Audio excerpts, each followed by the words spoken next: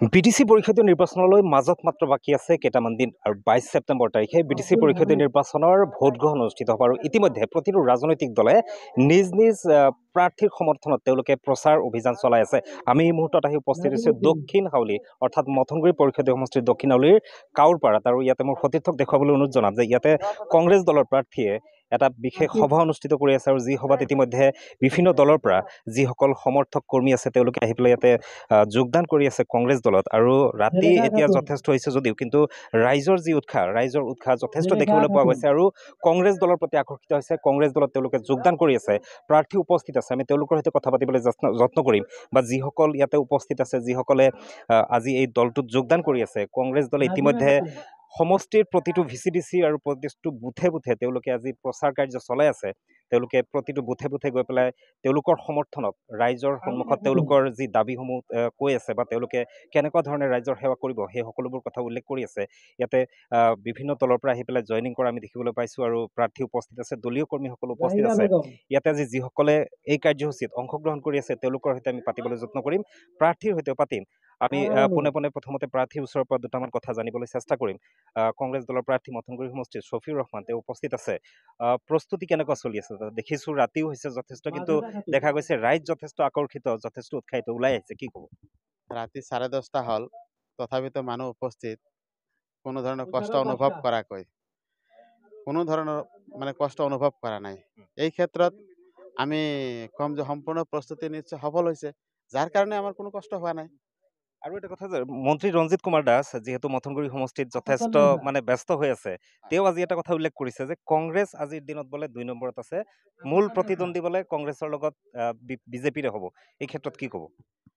মাননীয় ৰঞ্জিত দাস ডাঙৰীয়া তেখেত বহু অভিজ্ঞ ব্যক্তি আৰু সেই ক্ষেত্ৰত তেখেতে যিটো ভাবিছে এইটোতো ভুল হ'বই নোৱাৰে, ভুল হোৱাৰ প্ৰশ্নই নাই। তাৰ পিছতো কৈছোঁ তেখেতে হয়তো সম্পূৰ্ণ খবৰটো নোপোৱাৰ কাৰণেই কিজানি 2 নম্বৰ বুলি কৈছে। আমি আজিৰ ডেটত জিকি আছোঁ। তাৰমানে তেওঁ যিটো কৈছে 2 নম্বৰ নহয়, আপোনালোক 1 নম্বৰত আছে। আমি জিকি আছোঁ। যাৰ কাৰণে কিজানি ইমান ৰাতিও ৰাইজ ওলাই আহিছে।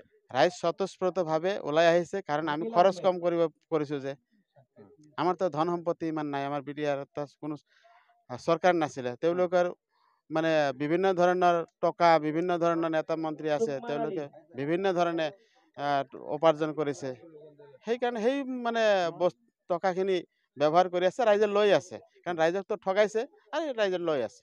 হয়, ধন্যবাদ জ্ঞাপন কৰিছে আৰু লগতে শুভেচ্ছা জ্ঞাপন কৰিছে। তেওঁলোকে দাবী কৰিছে যে ৰঞ্জিত কুমাৰ দাসে কোৱা ধৰণে তেওঁলোক 2 নম্বৰত নহয়, তেওঁলোক 1 নম্বৰত আছে, যাৰ কাৰণে ইমান ৰাতি হোৱাৰ পিছতো তেওঁলোকে কিন্তু ৰাইজ ওলাই আহিছে আৰু তেওঁলোকৰ প্ৰতি সমৰ্থন আগবঢ়াইছে, তেওঁলোকৰ দলত যোগদান কৰি আছে। আমি ইয়াতে যিসকল ব্যক্তি যোগদান কৰিলে তাৰে পৰা 2-এজনৰ লগত আমি কথা পাতিবলৈ চেষ্টা কৰিম। মই সতীৰ্থক অনুৰোধ জনাম অকণমান কথা পাতিম।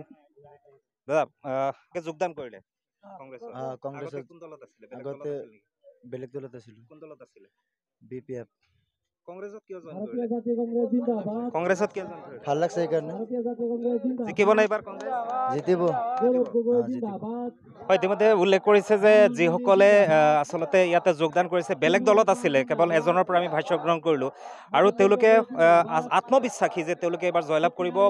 মথনগুৰি পৰিষদীয় সমষ্টিত কংগ্ৰেছ দলে শেষ হাঁহি মাৰিব, সেয়া কিন্তু তেওঁলোকে দাবী কৰিছে। গতিকে পৰৱৰ্তী সময়ত 22 ছেপ্টেম্বৰ তাৰিখে ৰাইজে কংগ্ৰেছৰ পক্ষত কিমান ভোট প্ৰদান কৰে বা তেওঁলোকৰ যি দাবী সেই দাবী কিমান বাস্তৱায়িত হয়, সেয়া সময়ত হ'ব লক্ষণীয়।